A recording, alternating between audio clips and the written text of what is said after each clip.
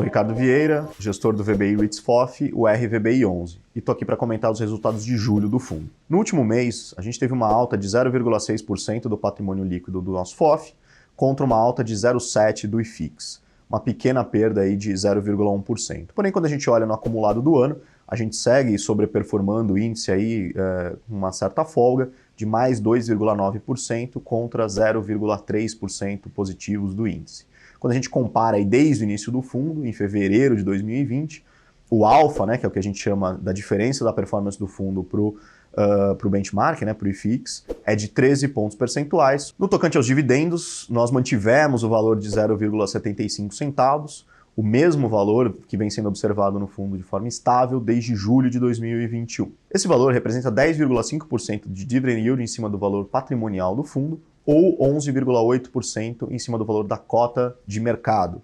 Isso porque o fundo ainda segue aproximadamente 12% descontado em relação ao seu valor patrimonial, a exemplo do que é visto nos demais FOFs. Bom, e qual foi a dinâmica do mercado no mês de julho? Basicamente, nós tivemos o primeiro mês no qual os fundos de tijolo superaram os fundos de papel em 2022. Quando a gente observa, por exemplo, os índices Teva Index de tijolo e de papel, que são um bom benchmark para comparação, os fundos de tijolo avançaram 1,4% contra uma queda de 0,3% nos fundos de papel. E qual a principal motivação por trás disso? Basicamente, a gente já começa a ver uma inflexão na curva de juros. E por que isso está acontecendo agora? Basicamente, o mercado está precificando que o ciclo de alta da Selic, que começou ali em meados de 2021, quando a gente saiu dos 2% ao ano para os 13,75% que a gente tem hoje, o mercado está precificando que esse ciclo está chegando ao fim, né? Então, por que isso está acontecendo? Basicamente, o Brasil foi um dos primeiros países a adotar uma política monetária mais rígida, enxugando a liquidez do mercado, aumentando as taxas de juros, e isso está se refletindo positivamente na contenção da inflação. Além disso, a gente teve no mês de julho, e possivelmente teremos também no mês de agosto, deflação, que foi causada não apenas pelo aperto monetário, mas também por um evento pontual, específico, de redução da carga tributária sobre os combustíveis, que era um dos principais fatores da elevação do IPCA. Né? Então aí com isso veio o IPCA de menos 0,68 em julho e que pode vir também uma nova deflação no mês de agosto. Bom, essa deflação é específica, pontual e não deve se repetir ao longo dos próximos meses. Né? Quando a gente olha as tendências de mercado, enfim, economistas que nós consultamos, a expectativa é que ela se estabilize por volta de 0,4% a 0,5% ao mês, o que é um patamar muito mais saudável. Com isso, o que acontece? O mercado olha e fala, olha, agora acho que a partir desse momento, com a inflação estabilizada e sob controle num patamar mais saudável, tem espaço para, no futuro, de forma gradual, você ir reduzindo as taxas de juros do 13,75 atual para um patamar menor.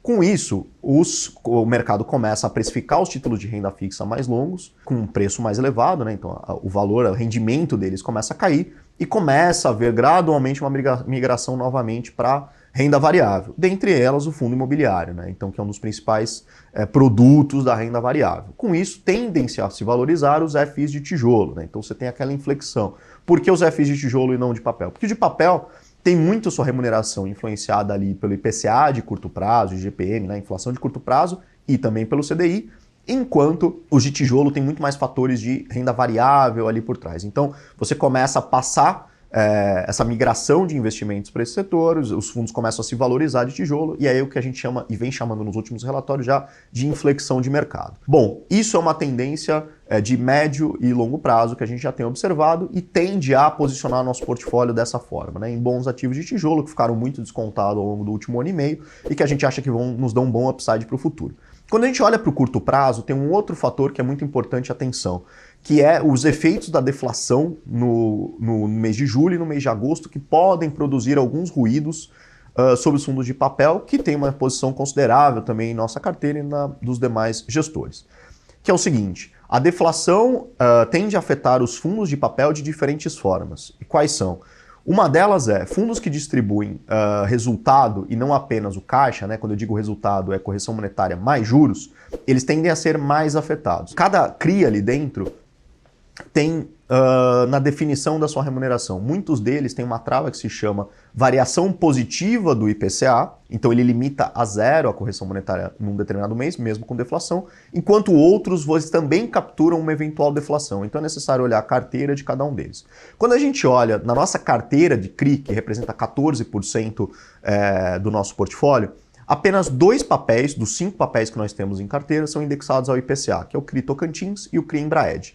Juntos eles representam apenas 6% da carteira do RVBI. Se nós olharmos para esses dois, só o Tocantins, que é mais ou menos 4% da nossa carteira, absorve totalmente em sua remuneração a deflação, ou seja, ele não tem essa trava de variação positiva do IPCA, então ele tende a ser afetado aí nesses 2 meses no curto prazo. Além disso, quando a gente olha para a nossa carteira de fundos de CRI, só 2 dos 7 FIs em que nós alocamos distribuem resultado e não caixa, que são o Canip e o CVBI. Isso significa que esses fundos vão ter sua distribuição muito afetada? Não, porque muitos desses fundos têm resultado acumulado não distribuído e existe um certo lag entre caixa e competência na geração, no mês em que sai mensurada a deflação ao longo dos próximos meses, né? Então, os fundos conseguem suavizar isso de alguma forma. Os rendimentos desses fundos tendem a ser afetados, e nós temos isso mensurado, mas isso tende a se alongar ao longo do segundo semestre. E como nós estamos posicionados frente a isso?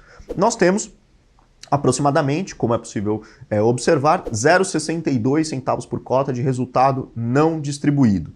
Ou seja, nós temos a possibilidade de usar esse resultado não distribuído para compor o dividendo e compensar essas perdas ao longo dos próximos meses. Tendo assim, portanto, uma perspectiva de estabilidade dos nossos dividendos em 0,75 centavos por mês ao longo dos próximos meses. Enquanto isso, nós tendemos também a ampliar a nossa participação gradualmente, né, da nossa carteira em FIs de tijolo que nós consideramos de boa qualidade e que vão sim trazer um bom upside aí no médio prazo, na medida em que a curva de juros feche, a perspectiva da Selic seja de queda, e aí os fundos de tijolo tendem a se valorizar e finalmente a gente possa entregar mais ganho de capital e no futuro ampliar os rendimentos para os nossos cotistas. Bom, esse foi um resumo do RVBI no mês de julho. Até o próximo mês e convido a todos a acompanhar a VBI Real Estate e o RVBI nas principais plataformas digitais e de streaming disponíveis na internet. Um forte abraço.